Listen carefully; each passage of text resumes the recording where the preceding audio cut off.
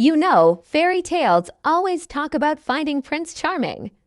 But what if your prince isn't exactly human?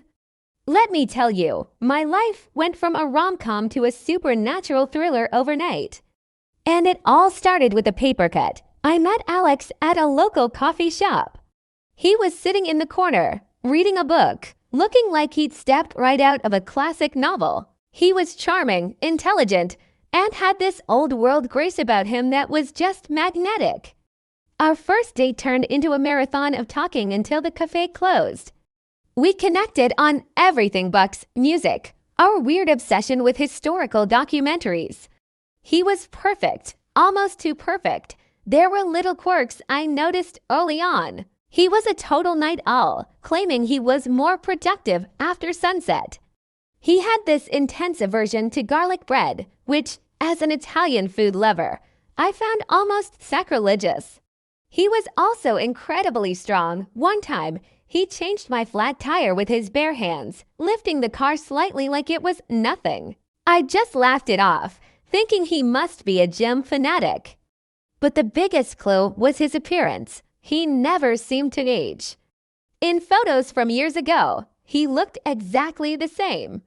When I asked, he'd just smile that enigmatic smile and say, "Good genes, I guess." Our 6-month anniversary was coming up, and I was wrapping a gift for him, a first edition of his favorite book. My hand slipped with the scissors, and I got a nasty paper cut. It wasn't a big deal, just a drop of blood. But the way Alex reacted, it was terrifying. He was across the room, and his head snapped up. His eyes, usually a warm hazel, flashed with a deep, unsettling red.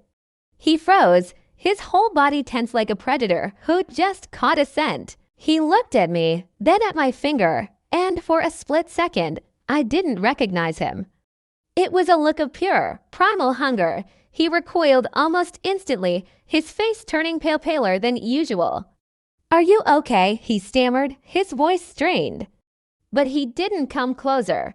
He stayed on the other side of the room, looking at me like I was both a feast and a poison. That was the moment the rom-com soundtrack in my head screeched to a halt. All the weird little pieces clicked into place. The night owl habits, the super strength, the aversion to garlic, the ageless face, and now this reaction to a single drop of blood. It was insane, impossible, something straight out of a storybook. But the evidence was staring me right in the face. I was scared, but also weirdly calm.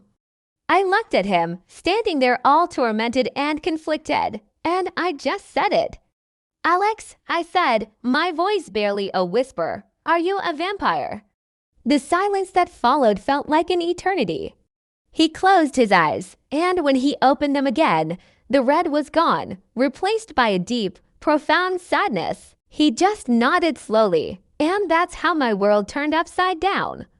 My boyfriend, the love of my life, the man who quoted poetry and made the best ever late-night tea, was a vampire. You'd think I'd run screaming, right?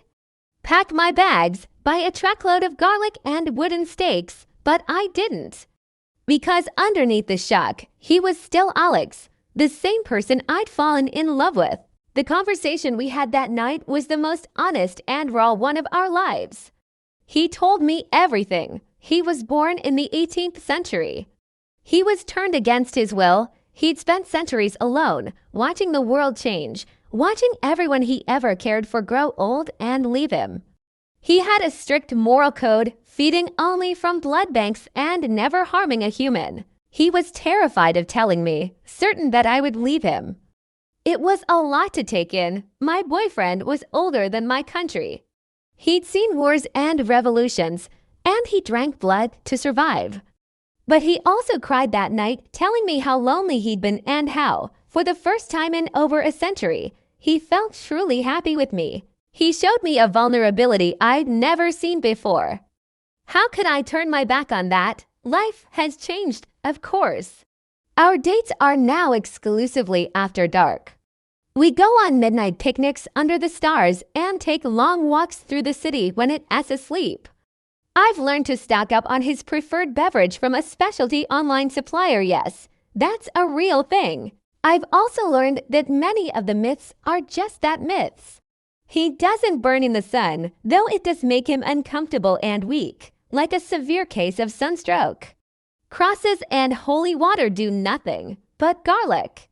Yeah, he really hates garlic. Our kitchen is now a strictly garlic-free zone. My friends are suspicious, of course. Why does he never come to our weekend barbecues? Why have we never seen him in the daylight? I just make excuses.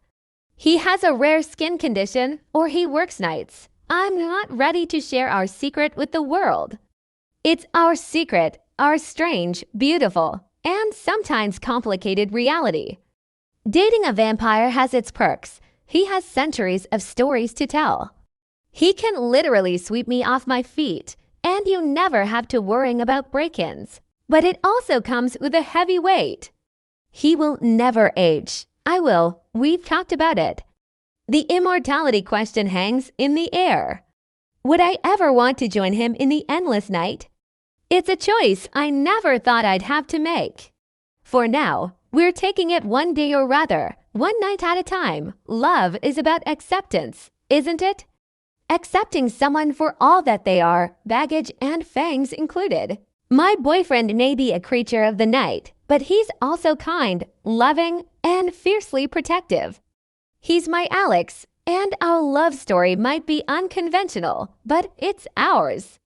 It's proof that sometimes the most extraordinary love is found in the most unexpected of people or creatures. So what do you think? Am I crazy for staying? Or is love truly powerful enough to conquer all, even the divide between mortal and immortal? Let me know your thoughts in the comments below. And if you enjoyed this story, make sure to like and subscribe for more tales from my very unusual life. Thanks for listening.